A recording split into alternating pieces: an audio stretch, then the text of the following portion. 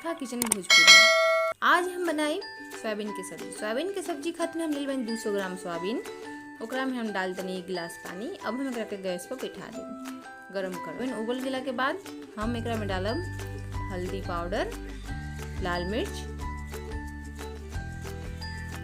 स्वाद अनुसार नमक। देखिए हम नमक डाल लेंगे, ज़्यादा नमक ना डालब कहे से कि आगे भी सब्जी में नमक पड़ी। अब हम एकरा के मिला ले। देखिए हम सोयाबीन में से जो पानी हम निचोड़ले रही, ज़्यादा पानी ना निचोड़ले रही, हल्का सा पानी निचोड़ के एकरा में हम मिला देले बनी। देखिए ज़्यादा पानी नहीं निचोड़े, एकरा में हल्का हल्का जूसी नहीं लागता।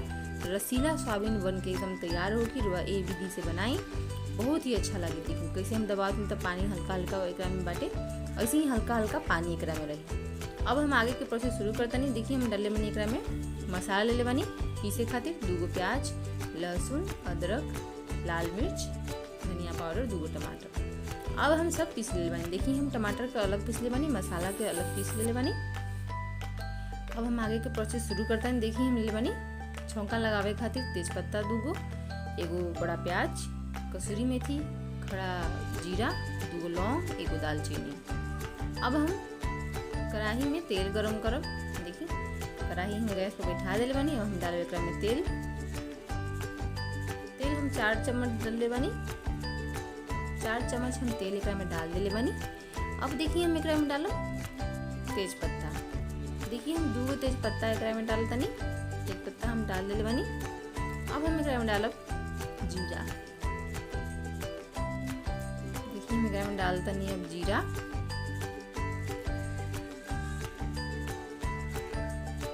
जीरा हम डाल दिले बनी। अब हम एकरा में डालब दालचीनी, 1 इंच लेबन दालचीनी, 2 लौंग। देखिए गरम मसाला, खड़ा मसाला डलला से स्वाद बहुत ही अच्छा लाजवाब लागेला। रुआ एक बार यही तरीका से बना के देखिए, ट्राई करके देखिए, बहुत अच्छा बनी सब्जी। देखिए हम एकरा में डाल दिले बनी प्याज। अब हम एकरा के भूज लेब। देखिए हल्का हल्का भूजेंगे एकरा के हम तब तक भूजब जब तक ये लाल ना हो जाए। देखिए हमारा प्याज हल्का हल्का लाल हो चुकल बा। प्याज हमारा हल्का हल्का लाल हो गइल बाटे। डालब मसाला। मसाला हम डाल के एकरा के फ्राई कर लेब, भूज लेब। मसाला भूजला के बाद एकरा में हम थोड़ा सा डालब हल्दी पाउडर और जीरा मरीच के पाउडर। हम एकरा में डाल ले बनी और हम बढ़िया से भूज लेब। एकरा के हम तब तक भूजब जब तक कि हमारा मसाला तेल ना छोड़ दे। देखिए हमारा मसाला तेल अब छोड़ देले बाटे। अब हम एकरा में डालब टमाटर। देखिए हम मसाला भूज लेते नहीं। देखिए मसाला कितना अच्छा भुजा गइल बा। मसाला से बहुत अच्छा खुशबू भी आवता, बहुत लाजवाब खुशबू। अब देखिए हम एकरा में डालब पीसल टमाटर। देखिए हम टमाटर के हम डालते नहीं। अब हम एकरा के थोड़ा सा टमाटर डाल के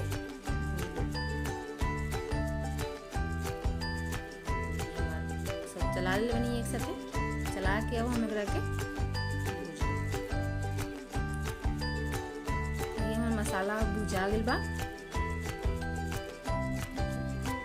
इतना अच्छा खुशबू आवता हमारा मसाला से, बहुत अच्छा खुशबू आवता।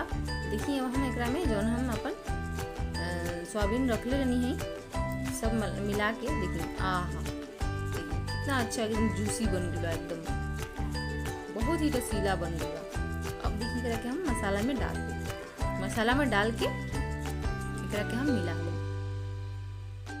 ऐसे रुआ सोयाबीन के सब्जी बनाई तो रुआ एकदम नॉनवेज खाइल भी लागी, बहुत ही अच्छा लगी, बहुत ही टेस्टी लगी। एक बार ट्राई करी। देखिए हमार भुजा गइल बा। एकरा के हम ढक देता नहीं। देखिए अब हम थोड़ा देर बाद हटा देता नहीं। देखिए कितना अच्छा से हमारा मसाला के साथ सोयाबीन मिल गई बाटे। अब हम डाले एकरा में पानी, 1 कटोरी पानी डालब। पानी डाल के हम चाहे अब हम डाल स्वाद अनुसार नमक। कहे से कि हम पहले भी नमक डाले रहनी तो ज़्यादा नमक ना डालब, नमक हम डाल ले बनी। अब हम एकरा में डालब कसूरी मेथी। कसूरी मेथी डालला से सब्जी के स्वाद बहुत ही अच्छा लगेगा। कसूरी मेथी देखिए हम ले बनी। एकरा के हम थोड़ा सा हाथ पर मसल लेनी। अब हम एकरा के डाल लें। कसूरी मेथी डालने से स्वाद बहुत ही अच्छा लगेला कोई भी सब्जी के। देखिए कितना हमार मसाला के साथ मिल गई बा सोयाबीन। अब गाढ़ा होखता। अब हम एकरा के ढक दे मिला ले बनी और हम ढक दे। 2 मिनट बाद हम एकरा के उघार के चेक करम। देखी कितना अच्छा गाढ़ा गाढ़ा हमार सब्जी लागता, देखे में बहुत ही अच्छा खुशबू आवता, बहुत टेस्टी बनल बा। देख के लागता कि बहुत अच्छा बनल बा। देखी अब हम गैस बंद कर दे। अब हम एकरा के सर्व कर। देखिए हम एकरा के उतार ले बनी, एकरा के प्लेट में सर्व कर। देखिए कितना अच्छा लागता हमार सब्जी, देखे में बहुत ही अच्छा लागता, एकदम गाढ़ा गाढ़ा। चावल के साथे रुआ खाई चाहे रोटी के साथे खाई, बहुत ही टेस्टी लागी, बहुत ही लाजवाब लागी। आ जरूर एक बार रुआ एकरा के ट्राई करी, बनाई, अपन अनुभव हमारा साथे शेयर करी, रुआ बताई कि रुआ बनौनी ही तो कैसन लागल है, हमरा और का करे के चाहिए। देखिए हमारा वीडियो, देखिए हम एगो सोयाबीन अपने उठा के दिखाओ दिन रुआ के। सोयाबीन कितना में रस भरल बा, एकदम सब मसाला सोयाबीन के अंदर भर गई बा और बहुत ही टेस्टी लागी। देखिए हमारा सोयाबीन एकदम स्पंजी सोयाबीन में हो गई बाटे एकदम। देखिए सोयाबीन कैसे हमार स्पंजी हो गई बा। रुआ हमारे वीडियो के देखी, लाइक करी, शेयर करी, सब्सक्राइब करी। वीडियो देखे खातिर धन्यवाद।